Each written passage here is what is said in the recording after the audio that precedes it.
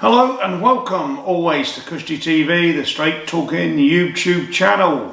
Yes, it's that time of year, golf season's here and it's major number 2.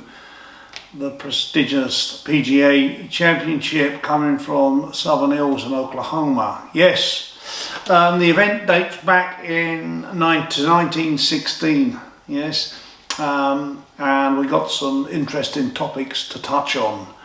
Let's start with a bit of history. Yeah, so it goes back from 1916 when the Professional Golfers Association Championship was formed. It used to actually be a match play event. I don't know if many of you know that, but of course it's now like all the other majors, over 72 holes. And yeah, a little bit of history. 31 years from today, a gentleman by the name of John Patrick Daly, you might know him better as John Daly, the Wild Thing. He was 5th reserve for the PGA Championship, and there was a good chance that 5 people weren't going to pull out, and 3 of them did, and he got a phone call. He said, "You're shortlisted down to 2nd reserve." Then he got a later phone call to say that you're now 1st reserve. So, bit of a gambler, John, so he took the trip late in the night to Crooked Stick, got a cheap motel outside, and just sat in his room and awaited. No practice round, and he finally got the call to say that the 5th player had pulled out and he was now in his first major championship. And did he utilise that opportunity? He did indeed. He was right up with the leaders from the start, and he was just hitting the golf ball lengths that nobody had seen before. Of course, he was doing this, but he wasn't doing it in front of the TV crowds. He just hit the scene, and you know, the galleries and the TV crowd, so he wasn't doing it. He could always hit the golf ball like this, but nobody had seen a player like this on the tour explode. He was regularly hitting through 300 yards, and yeah, and he took the lead, and he was showing no nerves. They thought surely this young nobody will back off under the pressure, but he didn't, did he? And he went all the way. But what was touching and sad in that 1991 PGA Championship at Crooked Stick, play was halted at 2:14 in the afternoon, and spectators were left in various parts of the course, and caddies, players, etc. And very sadly, I think it was 2:39 or 2:40, just a short while after, at some point on the course, somewhere on the golf course, a 39-year-old Thomas Weaver had got struck by lightning. Sadly, he died through the strike, injuries caused. Yeah, so how sad was that? Let's pause a little thought for 1991. It was a great thing for John Daly to hit the scene, a great thing for golf. But a man clearly loved golf, Thomas Weaver, 39, went to watch, didn't come home, left a wife and 2 young daughters, aged 8 and 12 respectively. But what was touching, I thought, John Daly had given a huge chunk of his purse in those days, $30,000 in 1991. We're now talking 31 years back. $30,000 into a fund for the education of the fans that died, Thomas Weaver's daughters, for their education and future. And I thought that was fantastic. And that's the reason we love the Wild Thing, John Daly, not only for his golf, but for being a proper person. Yeah, so well done to John. Sad for Thomas and his family. Let's hope those little girls now had raised families and had their education is successful. I don't know what they're up to, but I hope and pray that with the funding that John had introduced, they are doing well. Yeah, so anyway, a bit of history there on the John Daly Crooked Stick and the sad loss of Thomas Weaver. Yes, so Big John been having his own health issues, and I think he's winning his battle with the dreaded cancer, and I think he's doing well, and he will be out there playing this week, as will the much loved past champion and Sky commentator Rich Beam. So good luck to the oldies. Let's see if they can get out there and maybe make the cut.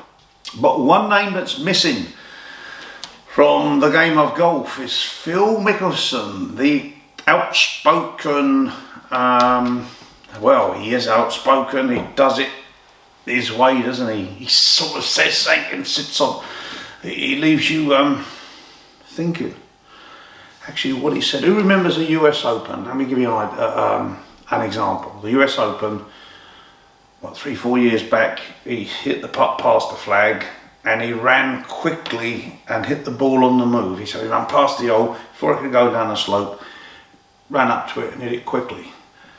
And so many people said, you've gone down in my estimation, you've cheated, deliberately failed the rules. Well, let me explain. Phil Mickelson's the best short game player ever. Arguably the only one that match him was Seve. So they're probably like this even. But for Phil to run down, hit his ball on a 12-foot putt on the move, it's more likely going to miss it because it's on the move. Add a 2-shot penalty, 2 more to get down to 4 shots. Well, if Phil lets his ball run down, yeah, okay, Phil can get up and down from assist pit, as we say in the game, let alone from 30 yards up the front of the green. So he had no advantage. Even had he struck the ball in from 14 foot on the move, that's 3, down in 3. 0 advantage. He missed it. He now had to get down in 4 to equal. So some people said, oh, disappointed with you, Phil, you've broken the rules, you'd failed the rules, you're a great player, you should know different. Wasn't quite like that. It was Phil Mickelson's way of saying, these greens are ridiculous and too fast. He then comes out and says, oh, sorry, shouldn't have done that. Yeah, broke the rules. But it's his way of sitting on the fence saying, yeah, you know, he plants the seed. Anybody with education, he plants the seed and says, right.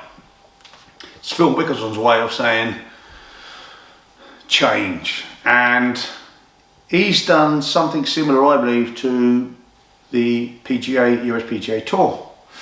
Because he said something quite confusing and contradictory. He will play in this new Saudi formed golf tour, lucrative amounts of money, massive amounts of money. But he also says, what a bad, horrendous country, you know, for being gay you could be killed, Saudi Arabia. So that was a bit confusing, but he also says, yeah, I'll support and give it a go because the PGA Tour needs some shaping and change. And again, I think that's his, and he hasn't played since. Now remember, he's the oldest ever major champion. It was just 12 months ago he was the PGA champion, aged 50. Unbelievable story, but he's done it, and he's the defending champion, and he's not defending. And I've looked around for a bit of history here, and as far as I know, he's the only ever PGA champion not to defend his title.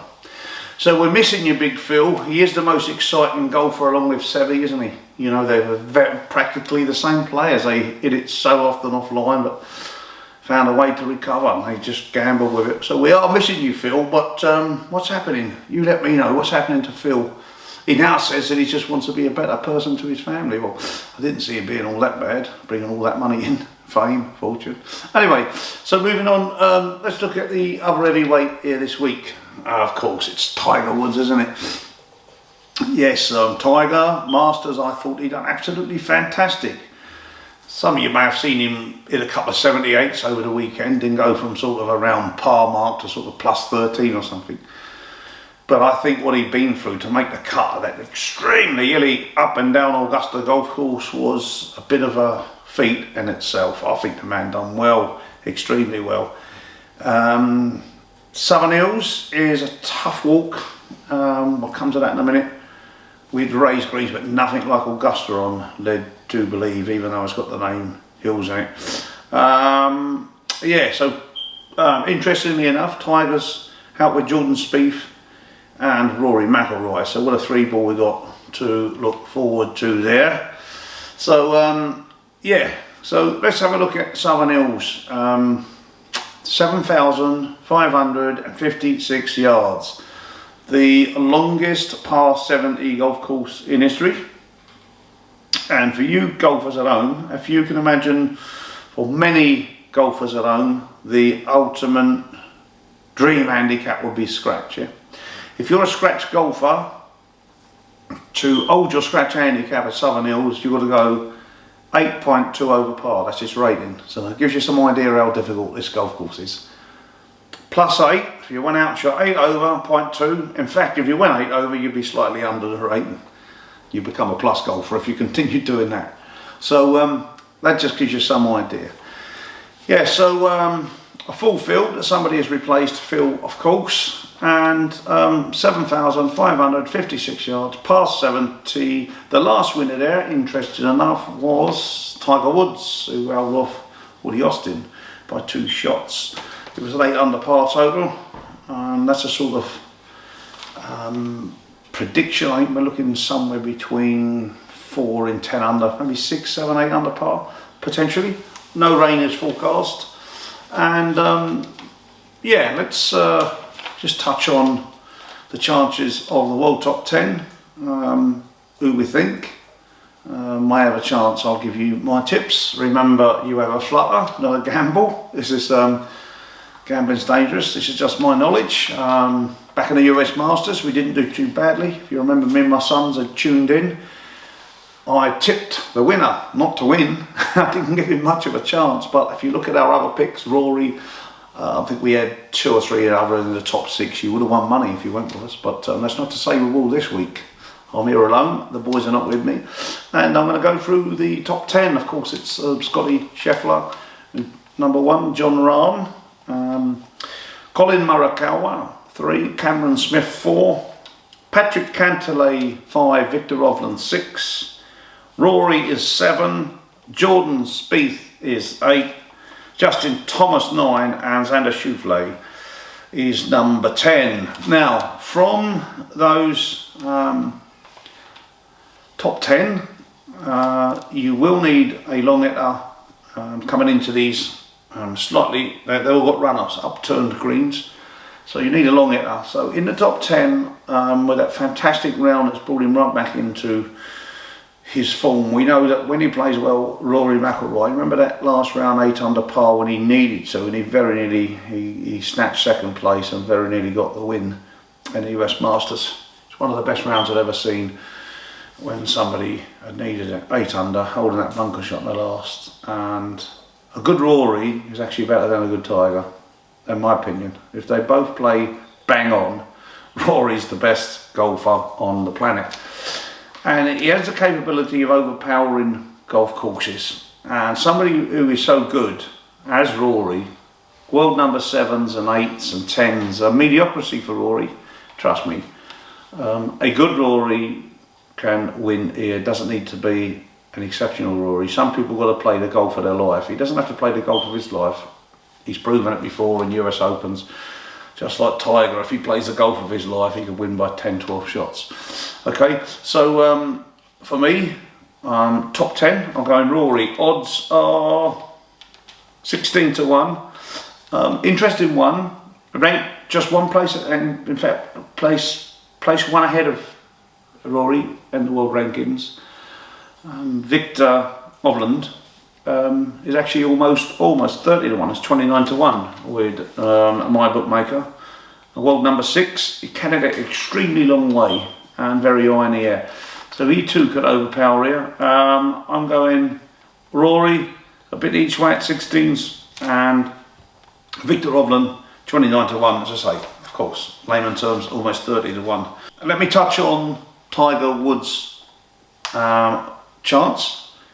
Well, I thought he'd done fantastic to make the cut. We had seen the injuries he sustained on his legs. We see him weakening a bit at the US Masters. So Tiger, he would have got stronger from then, more match fit. He's worked tirelessly towards this event, having finished the Masters.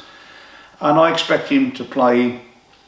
In fact, I expect him to make the cut. I think he's swinging really well, but I think the stamina, you know, he got Mother Nature of his years under his belt, as well as the injuries, and I think he might just fizzle out the weekend, but I do expect him to make the cut. But he is Tiger, he is almost a superhuman being, and who knows, don't let me put you off, but not for me. I'm getting him to make the cut and finish around the 30th mark. That's what I'm predicting for Tiger.